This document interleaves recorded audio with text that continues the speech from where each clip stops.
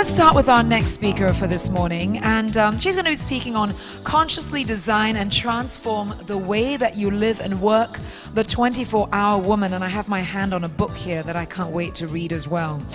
Cheryl Liew-Chng is a work-life expert, author, and speaker. She served in leadership positions and navigated several career transitions in many, many different industries, while also attending graduate school and raising her 3 lovely boys. Cheryl herself experienced various challenges and eventually uncovered the secrets to a life of abundance and vibrancy.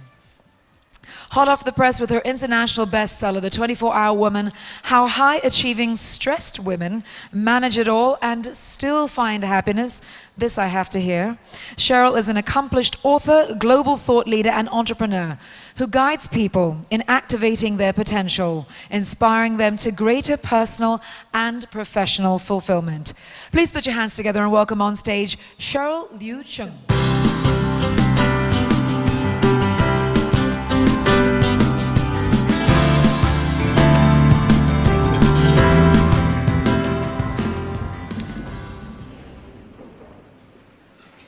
It's great to see so many of you. I want to thank the organizer for this opportunity. Coming straight to you from the States, we've just gone on a book tour, having many, many interesting conversations with the 24-hour woman there, and I look forward to having the conversations right back here in Asia. The book, as you see it, is not available in the stores yet. It's going to be available in June, so I look forward to seeing you at the bookstores and at the book signing sessions. Today's session, I'm given 45 minutes, not a lot of time. Particularly if I want to be covering, which I think for you, your area in terms of what does it mean to me as a leader and what does it mean to me as a HR professional or diversity and inclusion leader. So I'm going to cover part of that, what's changed, what's new, what's shifting. And then I'm going to jump right into then what does the book talk about and what is the missing link that we've been seeing over the last 5 years in our practice. I'll leave a little bit of time for you to ask questions, but I think if you have, I will be here to answer any of your questions. But if you are able to participate fully and join in, you get a gist of what is happening and what this is all about. Not a lot of time. What is the changing context? And I'm sure if you are in HR or you have been in the arena of work life and gender and generational diversity, you would have seen the shifts. What does it mean in terms of engaging a female pipeline for your leadership team and in terms of your talent pool? A lot of work has gone into this, and I'll be referring to 2 major pieces of research as I go through the presentation in the context of organizations. What can you do? What else is missing? And then, so certainly the missing link. What we have been seeing, we have seen a lot of work being put in over the last 10 years. In terms of creating a better workplace, bringing women back into the workplace, something just seems to be amiss. What is that link? So the last 5 years, we have done a lot of the work in my coaching practice and my mentoring practice of high potentials, of women who are returning to the workplace, and women CEOs. And we are taking it from their perspectives, plus the perspectives of the millennial females. How many of you have below 33 years old female in your workplace?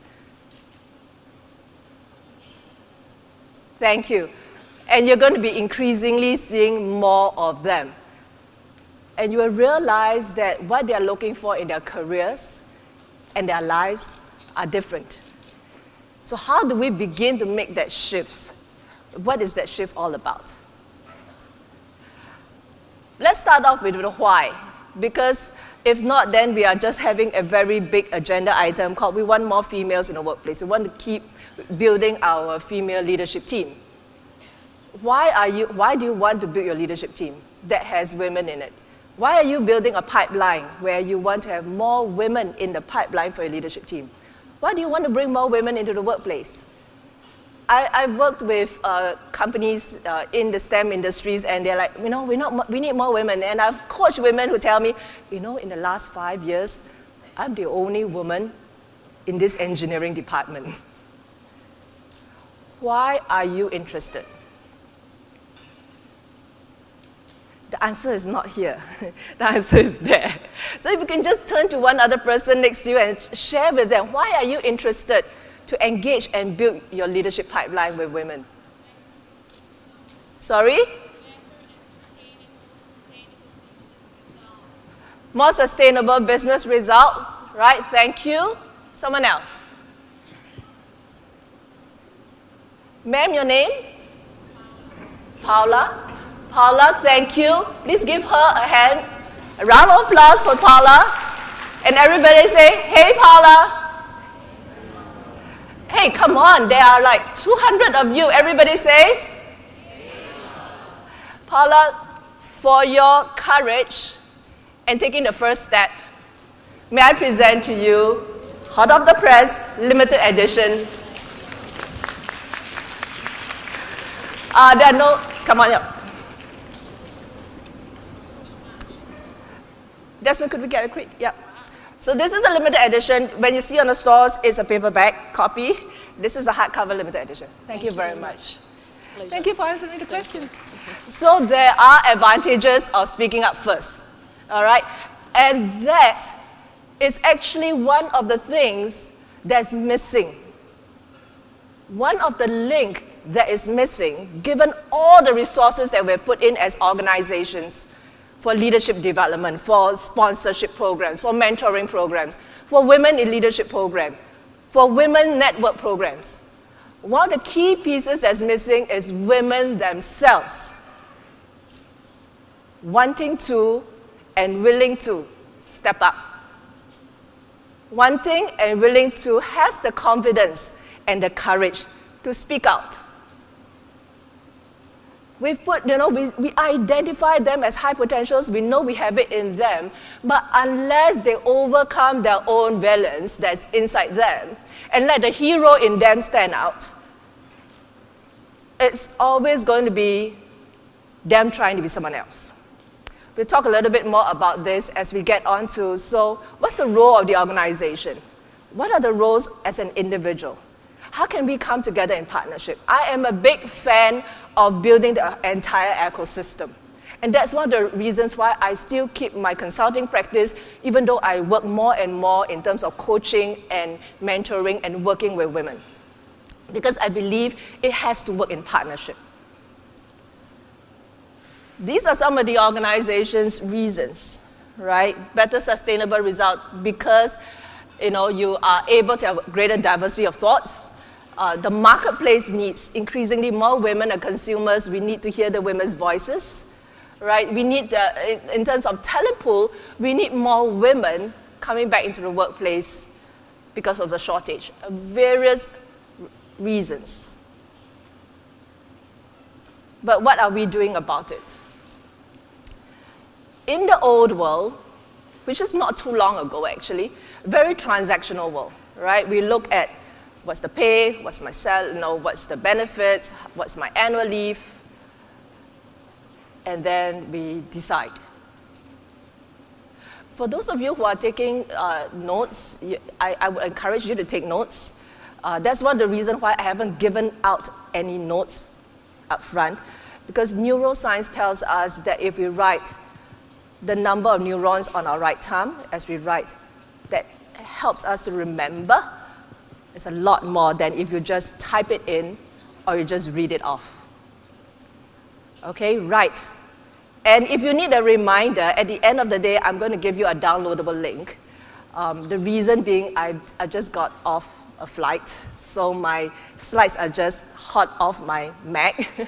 I haven't been able to give them a copy to upload to their link. I'll give it to them, but at the same time, I'll give you a link that you can download. Second, if you look at 5-10 years ago, your workforce is probably a lot more homogeneous.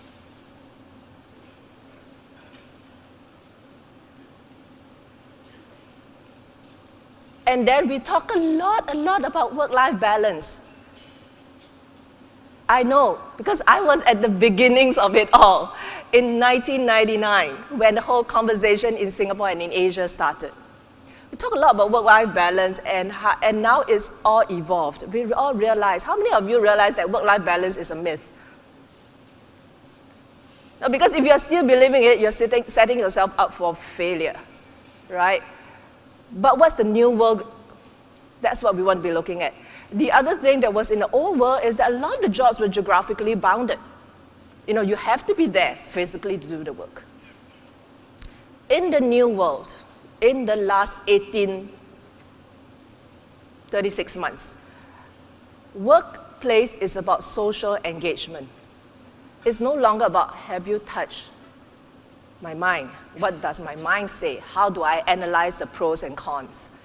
It's about, how you touch my heart. Does it reach within me? Is there alignment? Is there a purpose? Do I feel that I belong? Increasingly so.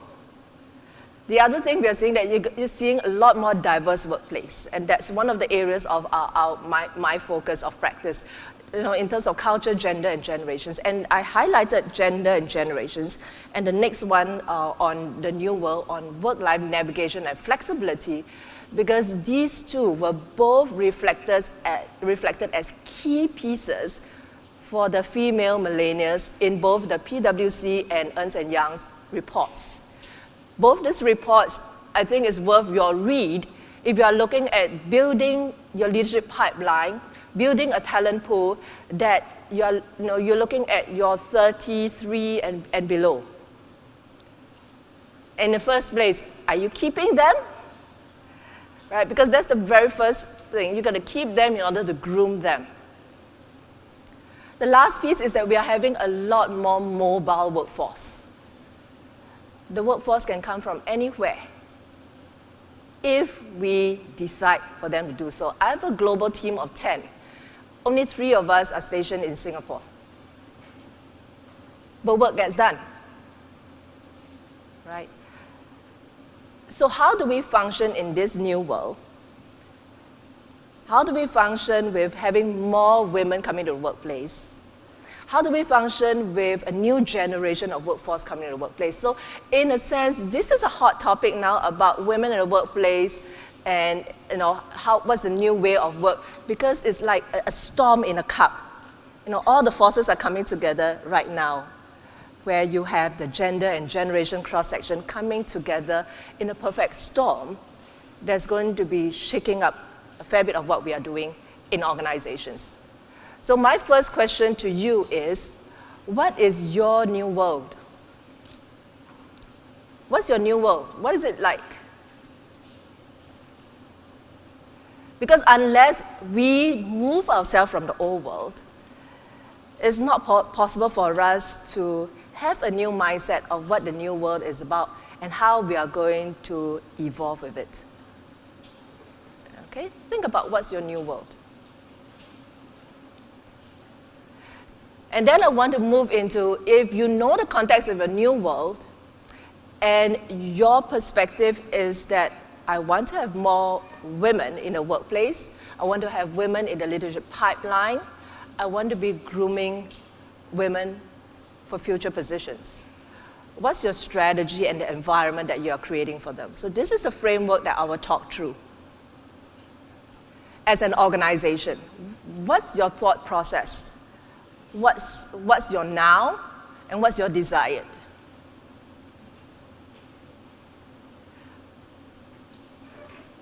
So what's your now like? You are in this session, so obviously, hopefully, there are some things that you feel you can improve, you want to put in place. What's your now like in terms of women in the workplace, in terms of women in leadership position? Happy with it? Not happy with it? More can be done about it. On the other hand, what is your desired outcome? And most of the time, I would say that you probably will not see a shift for about 18 to 24 months. But have it down. So if I were to ask you very quickly, what are the 3 describers that you can write that would describe your situation right now with regards to women and women talent, women leadership in your organization? And what is your desire at the end of 24 months? What do you want to see shifted? Got that?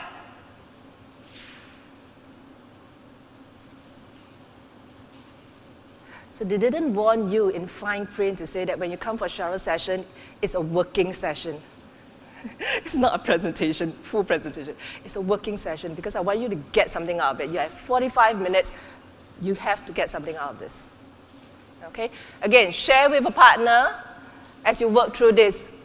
What is the 3 describers that you have for the now? And what are the 3 describers that you want to see for the future in terms of women talent, in terms of women leadership, in terms of having more women in the workplace? What does that mean?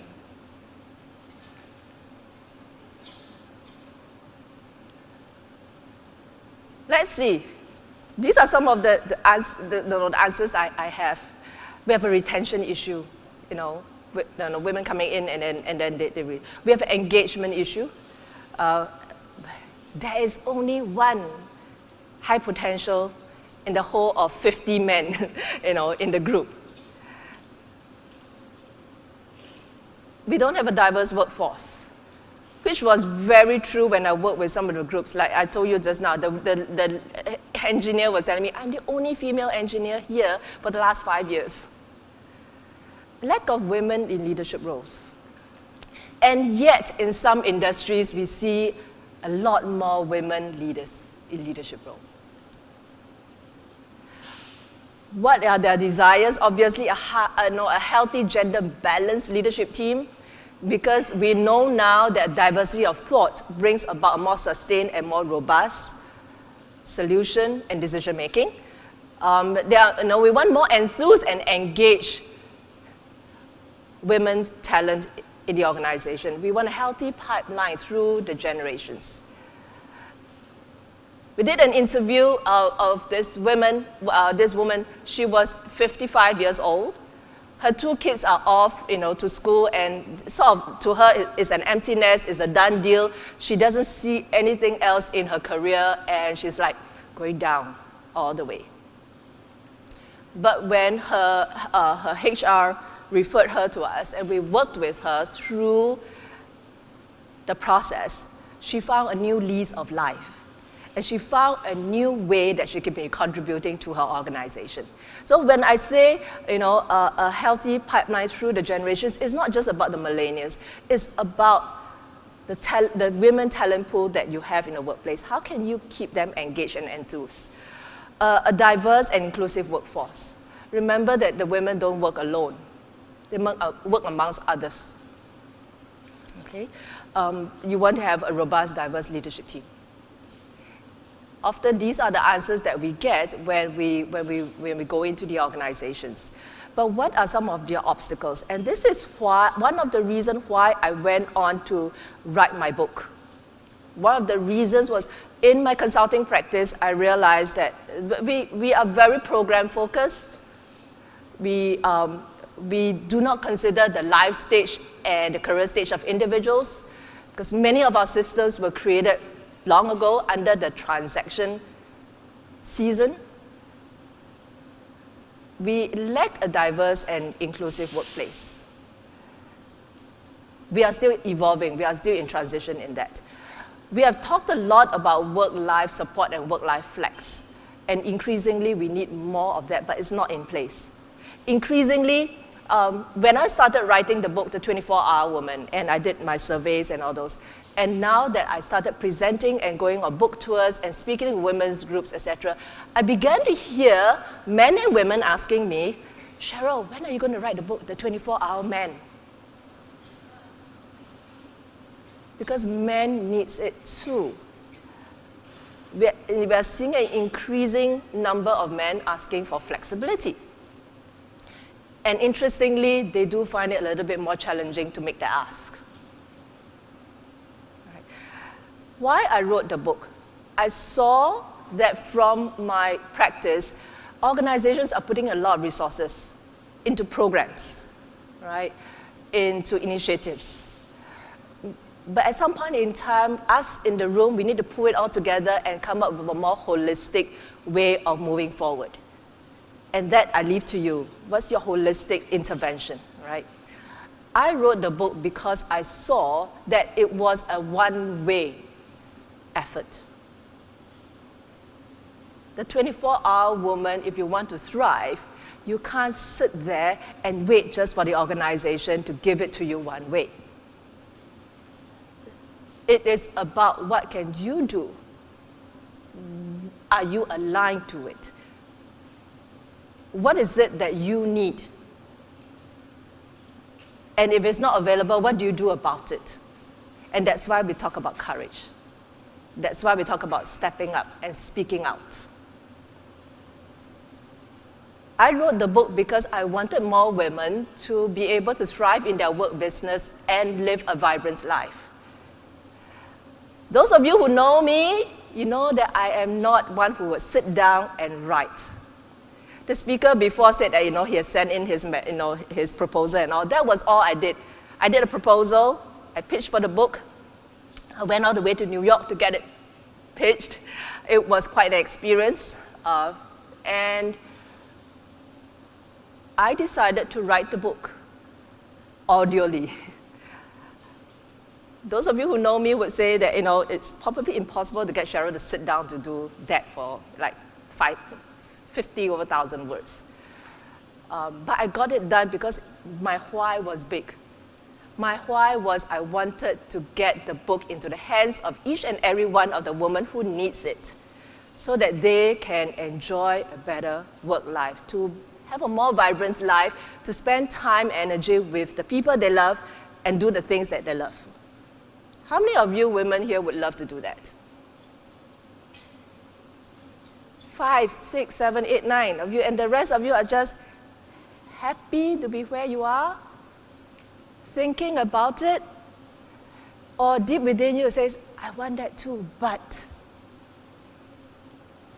That's what I want to address. We want it too, but. So as I walk through with you, you will realize that some things that you have to do it yourself, and we're going to walk you through some of the pieces. The entire book, we have stories of women. We did an interview. Mrs. Susan Chong was one of those who were interviewed before she won the Ernst & Young's award. And she shared with us her journey of starting a business, her journey of raising kids while she was on business, her journey of being being a woman in a very male-dominated industry, where she walked in and everyone else looked at her and said, "Where's your boss?" And she has to tell everybody, "I'm the boss."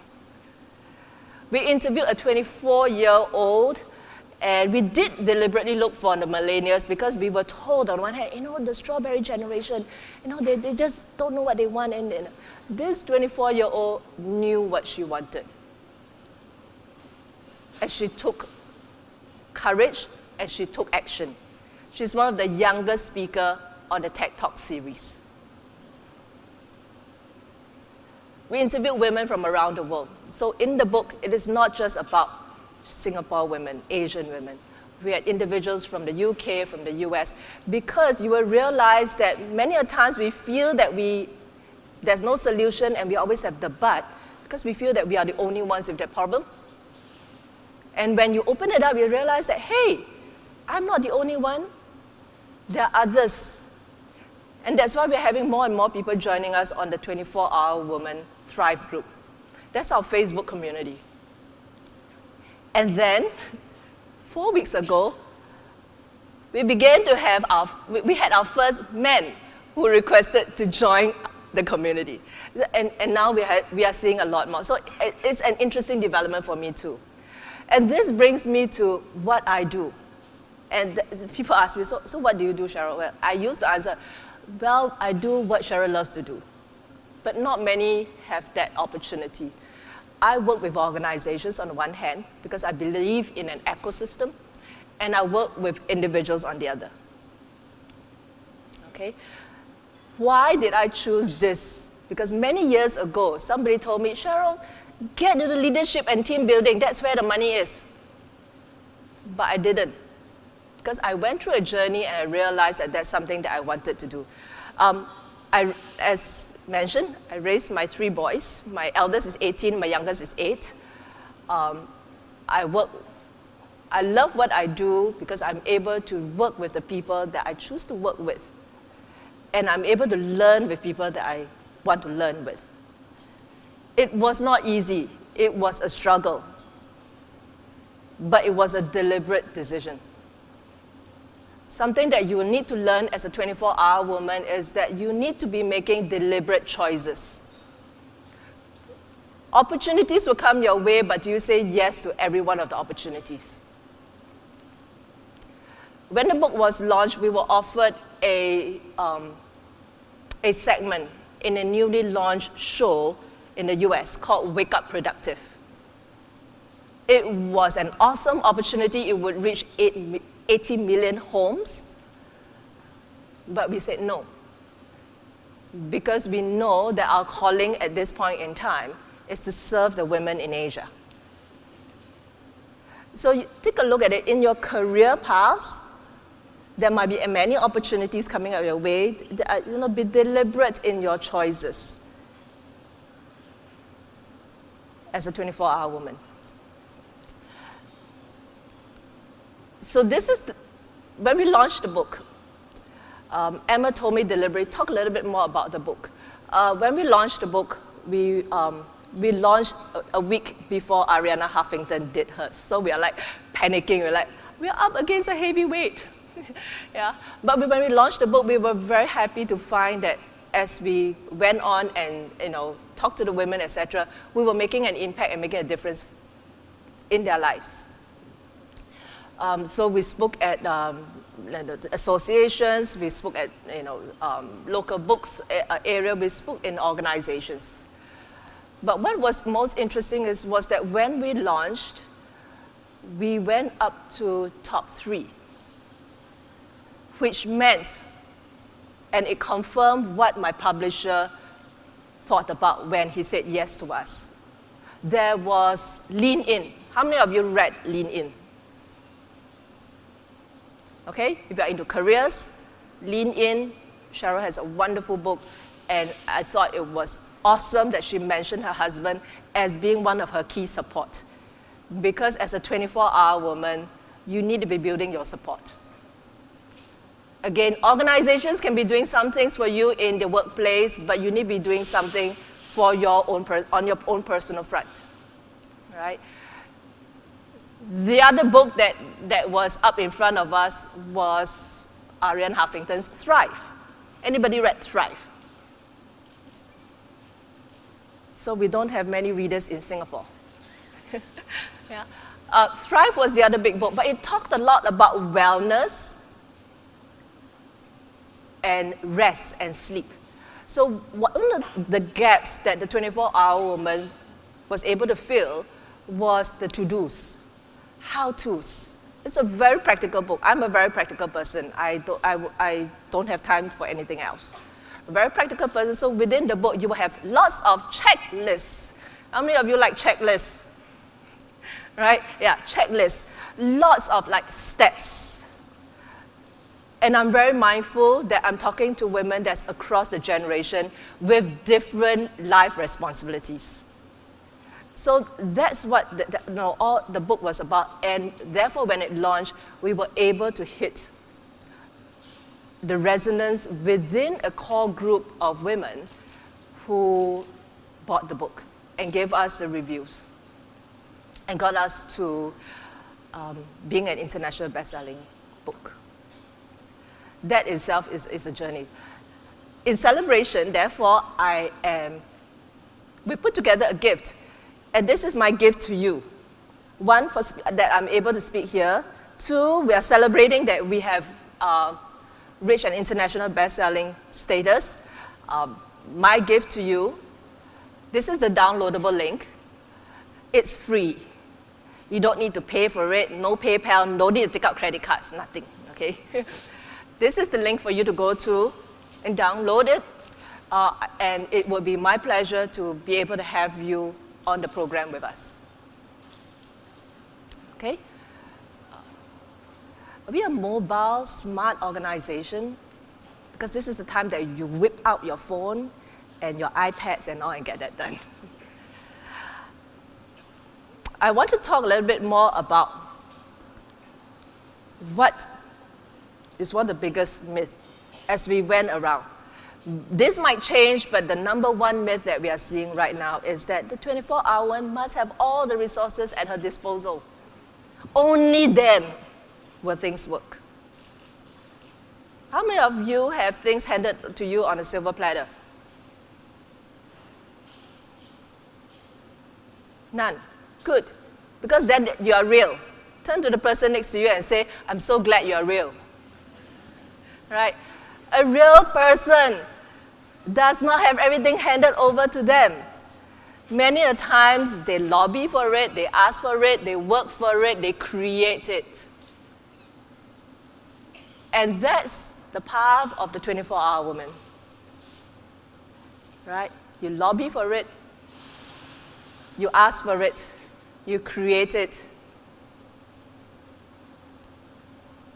And that's something that I hope that you, if you forget everything else, bust this myth in your life. If you forget, about anything else, this should not be your barrier anymore. You can figure it out. Okay, turn to the person next to you and say, I can figure this out. Not so confident, huh? Right, turn to the person next to you and say, I can figure this out. Because a lot of it is you got to figure it out, right? If your organization, if you ask something from your organization and the organization say, it's not in the policy, we don't do this, you're going to just sit there and you're going to figure it out. If you have a call and you have to make a business trip, but oh my God, I have no babysitter, are you going to say, sorry, no babysitter? You're going to figure it out. All right? So, but this is the biggest one if you can kick it out. This is the problem of using a Mac and you're not presenting on a Mac. Okay, first one. This is the pillar that we walk through in the book, but I want to walk through very quickly with you here. We have tested this through many, many women. We have seen that it works. We have seen women come back and say which specifically that they work on and what result they got. Okay? The first one is about appreciation. And I'm sure you've heard enough, It's a very strange season, but when we published the book, suddenly a lot of the CEOs came out and Oprah came out and said, we keep a gratitude journal. But for me, appreciation is the fundamental. If you want to be building your support, if you want to be building a heart where you find that I have the strength because I have some things already working for me, you need to have a sense of gratitude and appreciation. You know that you're in a position of strength. A 24-hour woman is very easy to knock you off. You need to know that you have a position of strength. The second is that you are aware, highly aware of what's happening. In a world where we get up in the morning at 6 and you realize, oh my God, I'm already late. The kids need to get out of the house by 6:15. And then you just, herd into the MRTs. You get in and you run your treadmill of getting on the MRT, doing your makeup on the MRT, getting to work, post-work, take the train, get on home, and then you just drop on the bed. Hardly aware of what's happening except if it rains. You need to be aware. Why? Because a lot of the things that's happening right now that might be for your advantage and for you to leverage on is your ability to join the dots. Not everything is going to be printed in black and white. Your ability to figure that out. And what are you going to figure out? You need to be aware of what's happening in the first place to figure that out. Next, you need to be accepting. And a lot of people say that, oh, yes, I acknowledge. Yes, it happened. Saying yes, it happened is one thing, but accepting it and moving past it. Many people have lived lives, right, like 20 years down the road, but they have never left the day 20 years ago because they didn't accept. And that's going to hold you back. So if you say, oh, I'm like that because my mother at that time was, then you have never left that day. You have never accepted that it happened, but I'm moving on. Right? Accountability. This is like not the fat-losing program, right? Accountability is important because sometimes we feel that we are all alone, and it's difficult. Accountability is like you going to the gym alone or versus going to the gym with some friends who will nudge you along. You know yourself. I work best in a high-performance group. So whether I like it or not, I work a lot from home, I work a lot in my studio, I do a lot of recordings in my studio. But I surround myself in a mastermind or I surround myself with other high achievers. Just an accountability, right? Next, the 24-hour woman is prone to action. That doesn't mean you run around, or just running around like chicken, like headless chicken. I want to submit to you that inaction in itself is an action. Sometimes your strategy is just ride it out. Sit through it. Those are the pillars that we have, and we look at activating those pillars based on what matters most to you. So it goes back to the fundamentals. Do you know what matters most to you? Or at the end of the day, you realize that, hey, I invested in things that actually is worthless to me. And then we are working towards our legacy. Now, some of you may say, I have no idea what I want, Then begin a discovery process. Begin a discovery process of what is your legacy, what matters most to you, and what are you going to invest in. And I left it as a living legacy because most people think that legacy means it's something after I die. I want it to be a living legacy because whatever you are building today is impacting someone else. Okay? Self-assessment.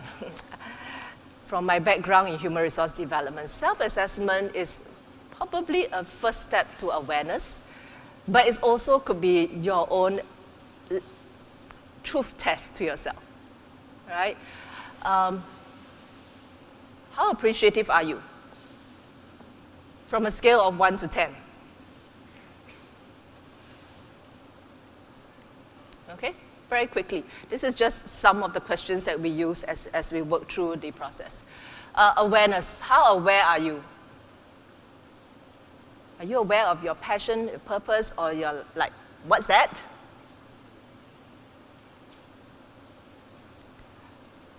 Acceptance.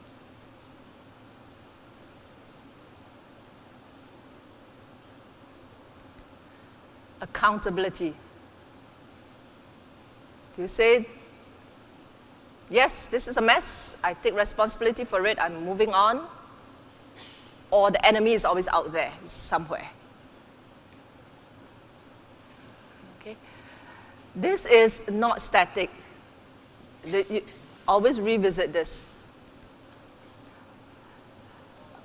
Going back to then, what we found as we work through the book and as we get it into practice into some of the organizations in the women's groups, we found that for the individuals to be in partnership with their organizations,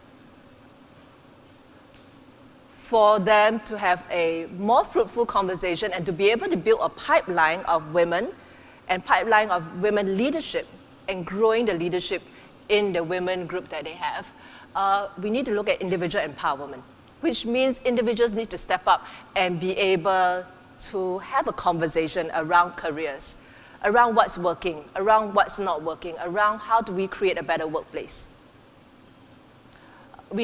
Individuals need to have clarity and alignment of who they are and what they want. It's every single day going to work being the authentic, creative self that you are, and not putting on the armor of someone else as you go to war every single day. It's about organizations being more flexible and agile. Inclusive and innovative culture, I don't think I need to say more about this. We have had a lot of conversations, particularly in Singapore, around this. We need an open and supportive culture.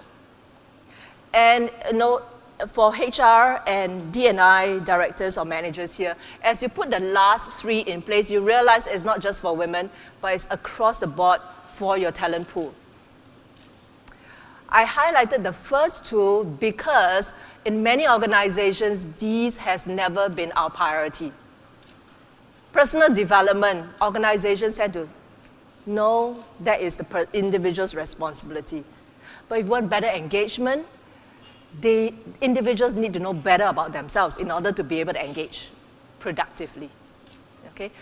And with that, they know who they are, they know what is the alignment, they are able then to have a conversation with you around what would work best and how they can contribute better. And that's what we put in our program. The book, like I said, is about accessibility. I wanted it in the hands of every single woman. The program that we have, whether it's our online version or our live event, is about the entire transformation. It's about having 100 to 150 women in a room at the same time. And when they start talking, that's your challenge to get them to stop.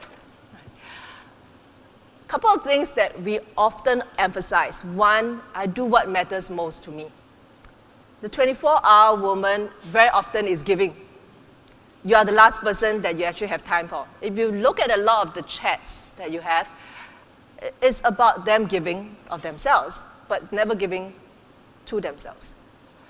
This may sound selfish, but if you look at it, if your workforce and the woman, the female talent, is vibrant, is full, is renewed, would it be a better would it be a better workplace that she'll be impacting? Would she be a better person to be engaging with? Would she be a better leader?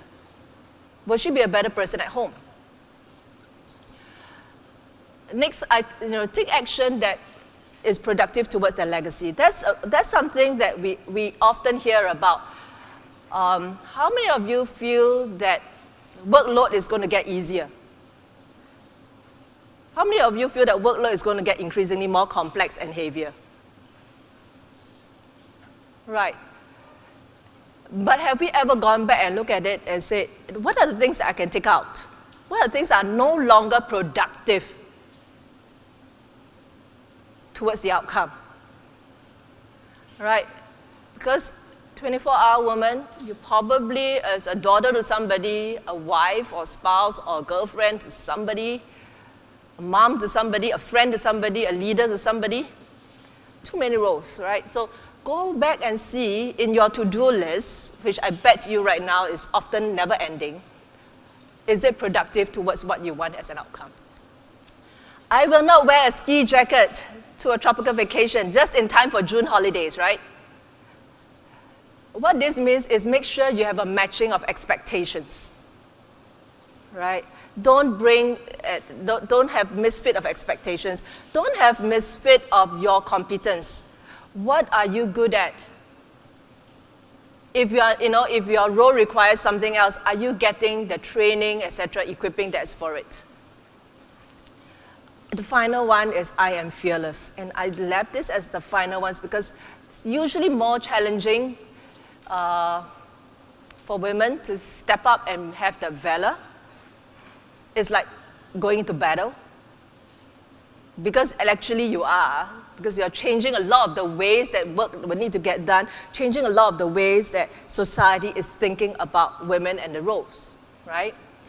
But having worked through with the women on the models and the frameworks, we are finding that they get the keys to success. We find that they have greater sense of clarity, very clear. They're able to prune things out that is not within their living legacy. They step up with valor, and I chose the word valor because the valor, if you look at it, is about warrior. It's about time that you get your courage, you step up in your bravery, and make that difference for your life, right? They are committed. It is for the long haul. It is not just for the faint-hearted. They are able to exert more influence because they know very laser clear what they are out for, how they're going to get there, how they're going to lobby people or to talk to people and develop their support system in their personal life and their professional life to get their living legacy going. Last, they are very deliberate about choices. They don't say yes to everything. So if you are one that has been in your own awareness, you know that you have been saying yes to everything, stop. Think about it. Figure that out. There are some things that you don't have to say yes to.